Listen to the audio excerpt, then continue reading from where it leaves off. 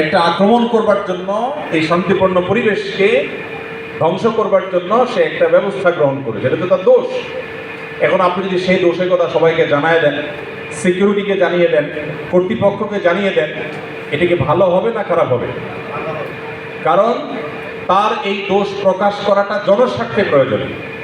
এখন কোন সাংবাদিক ভাই তিনি যদি জনস্বার্থে কারোর দোষ প্রকাশ করেন, একজন লোক দোষী, ইনভেস্টিগেশনের মাধ্যমে জার্নালিজমের ইথিক্স মেনটেন করে তিনি যদি প্রকৃত সত্য বের করে আনেন, তাহলে এটা শুধু জায়েজ কাজ না, ক্ষেত্র বিশেষে এটা সওয়াবের কাজও হতে পারে।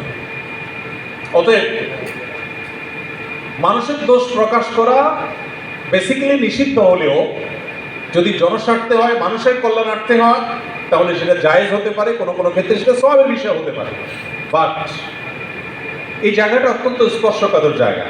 আমাদের যে সমস্ত ভাইয়েরা গণমাধ্যমে কাজ করে, বিনয়ের সাথে আপনাদের প্রতি আমরা আরজ করতে চাই, আল্লাহ আপনাদেরকে সুযোগ দিয়েছে, সামর্থ্য দিয়েছে, আপনি চাইলে একবারে ধবধবে সাদা পরিষ্কার নির্দোষ মানুষটিকেও অত্যন্ত ভয়ঙ্কর খারাপ মানুষে আপনি পরিণত করতে পারেন, আপনার কাগজে, আপনার কলমে, আপনার রিপোর্ট।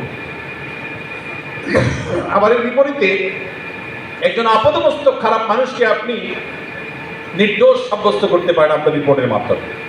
অত্যন্ত অত্যন্ত স্পর্শকাতর একটা অবস্থান আপনাদের।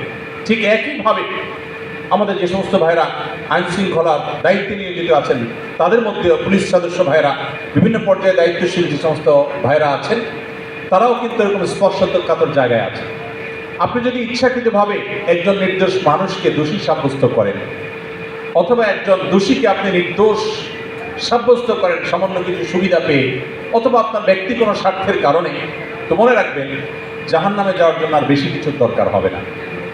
আপনার আমলনামা নামাজ দিয়ে পরিপূর্ণ করে ফেলতে পারে, আপনার দাড়ি 1 বিঘত লম্বা হতে পারে, আপনার গায়ে জুব্বা থাকতে পারে, আপনি সেজদা দিতে দিতে কপালে দাগ ফেলে দিতে পারেন। মনে রাখবেন, মানুষের ক্ষতিতে আল্লাহ যতটা রাগান্বিত হন, যতটা অসন্তুষ্ট হন, যত কঠিন শাস্তি দেন, আল্লাহর কোনো অবাধ্যতা, সরাসরি আল্লাহর হুকুম না মানলেও আল্লাহ এতটা অসন্তুষ্ট হন।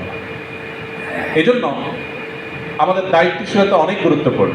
আজ আমাদের সমাজে যে আস্থার ঘাটতি আমরা দেখতে পাই, প্রায় সময় শুনতে পাই মানুষ আইন হাতে তুলে নিয়েছে। যখন এরকম কোনো ঘটনা ঘটে, আমরা মানুষকে বলি, অ্যাজ এ মুসলমান ইসলাম আমাদেরকে আইন হাতে তুলে নিতে শিখায় না। কিন্তু দুর্ভাগ্যজনক বাস্তবতা হলো, মানুষ যখন আস্থা হারিয়ে ফেলে, তখনই মানুষ আসলে আইন হাতে তুলে নেওয়ার মতো এই জঘন্য কাজের দিকে অগ্রসর হয়। এই আস্থা তৈরি করার জন্য দরকার কিছু সৎ মানুষ, যারা সাংবাদিকতায় সততা দেখাবেন, যারা আইন শৃঙ্খলার দায়িত্ব নিয়োজিত হয়ে সততা দেখাবেন। আল্লাহ আমাদের ভাইদেরকে আল্লাহ ভীতি, বেশিরভাগ মুসলমানের দেশ, নামকা হস্তে মুসলমান, আমাদের নীতি বিক্রি করি ফেলবে আমরা সামান্য সুবিধার জন্য। আল্লাহ আমাদেরকে নিজেদের চারিত্রিক সততা, নৈতিক সততা পরিপূর্ণভাবে ধরে রাখার তৌফিক দান করুন।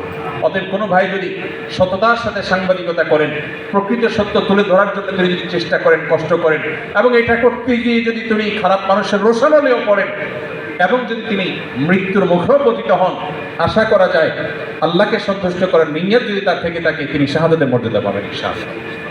আমরা দোয়া করি আল্লাহ তাআলা সৎ সাংবাদিক এবং সৎ যে সমস্ত ভাইয়েরা আমাদের সমাজে আছেন, তাদেরকে আল্লাহ তাআলা সেভ করুন, এবং যারা অসৎ আছেন তাদেরকে আল্লাহ তাআলা সত্যতায় ফিরে আসার তৌফিক দান করুন।